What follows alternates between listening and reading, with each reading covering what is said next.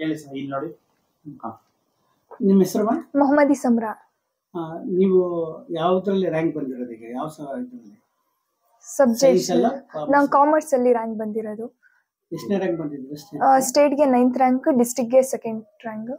SLC ಎಷ್ಟು ಬಂದಿತ್ತು? SLC ಅಲ್ಲಿ 92% ಬಂದಿತ್ತು. ಯಾಕೆ ನೀವು ಇಂಜಿನಿಯರಿಂಗ್ ಮೆಡಿಕಲ್?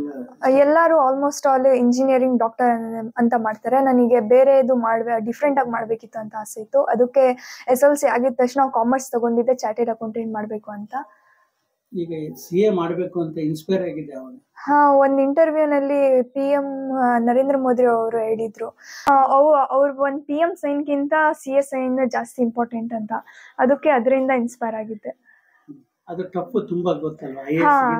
ಬಟ್ ಎಲ್ಲ ಕೋರ್ಸು ಟಫ್ ಇರುತ್ತೆ. ಬಟ್ ಅದು ನಮ್ಮ ಮೇಲೆ ಡಿಪೆಂಡ್ ಆಗಿರುತ್ತೆ, ನಾವು ಹೆಂಗೆ ಅದು ಇಂಟೇಕ್ ಮಾಡ್ತೀವಿ ಅಂತ. ಈಗ ಎಲ್ಲ ಸಬ್ಜೆಕ್ಟ್ ಅಲ್ಲಿ ಎಷ್ಟು ಬಂದಿದೆ?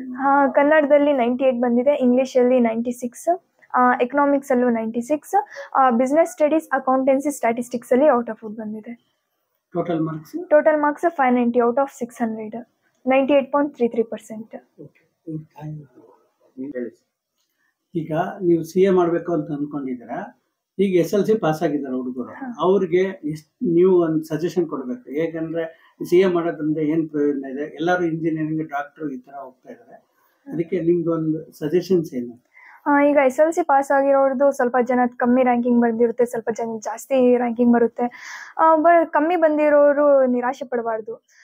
ಅವ್ರು ಮುಂದೆ ಏನ್ ಮಾಡಬೇಕು ಅದ್ರ ಮೇಲೆ ಫೋಕಸ್ ಮಾಡಬೇಕು. ಇವಾಗ ಒಂದ್ಸತಿ ಎಕ್ಸ್ಪೀರಿಯನ್ಸ್ ಆಗಿರುತ್ತೆ ಅಲ್ಲ, ಕಮ್ಮಿ ಎಫರ್ಟ್ಸ್ ಹಾಕಿ ಎಷ್ಟು ಕಮ್ಮಿ ಮಾರ್ಕ್ಸ್ ಬಂದಿದೆ ಅಂತ. ನೆಕ್ಸ್ಟ್ ಸತಿ ಮತ್ತೆ ಆ ಮಿಸ್ಟೇಕ್ನ ರಿಪೀಟ್ ಮಾಡಕ್ ಹೋಗ್ಬಾರ್ದು. ಸ್ಟಾರ್ಟಿಂಗ್ ಇಂದ ನಮ್ಮ ಅಕಾಡೆಮಿಕ್ ಯಾವಾಗ ಸ್ಟಾರ್ಟ್ ಆಗುತ್ತೆ ಅವಾಗಿಂದಾನೇ ಸೇಮ್ ಎಫರ್ಟ್ಸ್, ಕನ್ಸಿಸ್ಟೆನ್ಸಿಯಿಂದ ಎಫರ್ಟ್ಸ್ ಹಾಕೊಂಡು ಹೋಗ್ಬೇಕು. ಆಮೇಲೆ CA ಮಾಡಿದ್ರೆ ಮೀನ್ಸ್ ಜಾಸ್ತಿ ಜನ CA ಪರ್ಸ್ಯೂ ಮಾಡಕ್ಕೆ ಟ್ರೈ ಮಾಡಲ್ಲ. CA ಮಾಡಿದ್ರೆ ಆ ಸಂಖ್ಯೆನೂ ಜಾಸ್ತಿ ಆಗುತ್ತೆ. ಅದಕ್ಕೆ CA ಪ್ರಿಫರ್ ಮಾಡ್ರಿ ಅಂತ ಹೇಳಕ್ ಇಷ್ಟಪಡ್ತೀನಿ.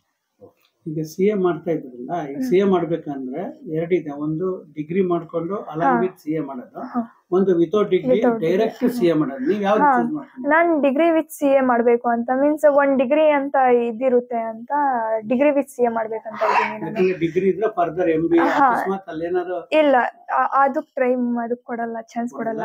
CA ಮಾಡಬೇಕು ಅದೇ. ಡಿಗ್ರಿ ಇರ್ಲಿ, ಒಂದ್ ನೇಮ್ ಇರುತ್ತೆ ಡಿಗ್ರಿ ಇದ್ರು ಅಂತ, ಸುಮ್ನೆ ಡಿಗ್ರಿ ಜೊತೆ ಮಾಡ್ಬೇಕಂತ. Along with degree CPT, IPC1, IPC2 pass ಮಾಡ್ಕೊಂಡು ದೆನ್ ಡಿಗ್ರಿನ ಅದು ಎರಡು ಕಂಪ್ಲೀಟ್ ಮಾಡ್ಕೊಂಡು ಆರ್ಟಿಕಲ್ಶಿಪ್ ಮುಗಿಸಿ ಫೈನಲ್ಸ್ ಮಾಡೋ ಇಷ್ಟಪಡ್ತೀನಿ.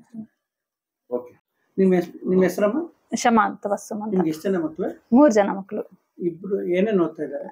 ಒಂದು ಇಂಜಿನಿಯರಿಂಗ್ ಓದ್ತಾ ಐತೆ, ಇವರು PUC ಹಾಕಿ ಇವಾಗ ಚಾರ್ಟೆಡ್ ಅಕೌಂಟ್ ಮಾಡ್ತೀನಿ ಅಂತ ಹೇಳ್ತಾ ಇದ್ದೆ.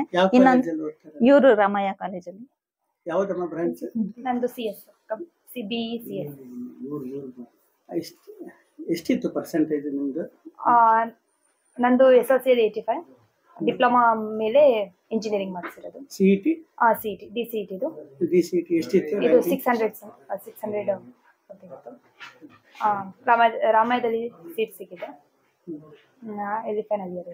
ಈಗ ನಿಮ್ಮ ಒಬ್ರು ಮಗಳನ್ನ ಇಂಜಿನಿಯರ್ ಮಾಡ್ತಾರೆ ರಾಮಯ್ಯ ಕಾಲೇಜಲ್ಲಿ, ಇನ್ನೊಬ್ರನ್ನ ಚಾರ್ಟರ್ಡ್ ಅಕೌಂಟೆಂಟ್ ಮಾಡ್ಬೇಕು ಅಂತ.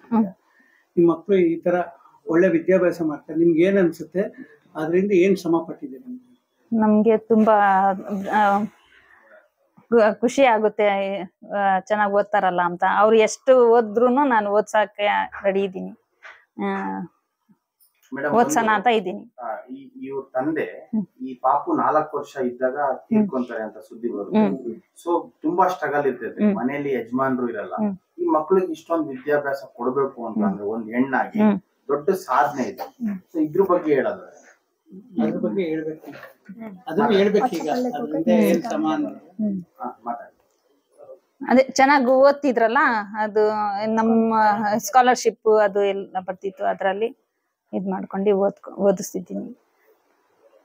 ಈಗ ಒಂದ್ ಕಡೆ ತಂದೆ ಇಲ್ಲ, ಆ ನೋವು, ಚಿಕ್ಕ ವಯಸ್ಸು, ಸೊ ಇದನ್ನೆಲ್ಲ ಹೆಂಗ್ ಫೇಸ್ ಮಾಡಿದ್ರಿ ನೀವು ತಾಯಿಯಾಗಿ?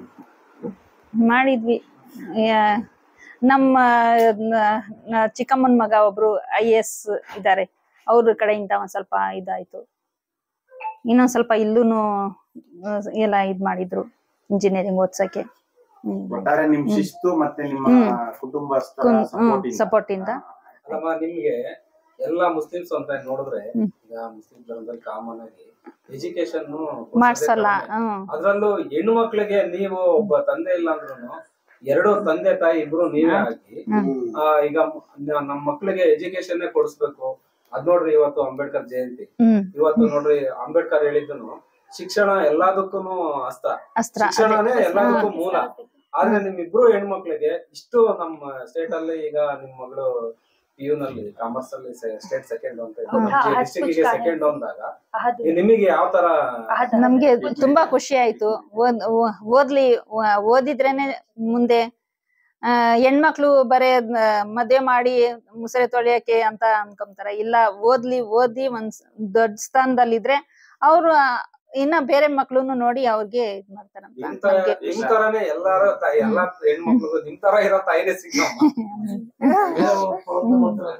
ಅಲ್ಲ, ನಿಮ್ ತರ ತಾಯಿನೇ ಸಿಗ್ಬೇಕು ಎಲ್ಲಾ ಹೆಣ್ಮಕ್ಳಿಗೂ ಅಂತ ಅನ್ಸುತ್ತೆ.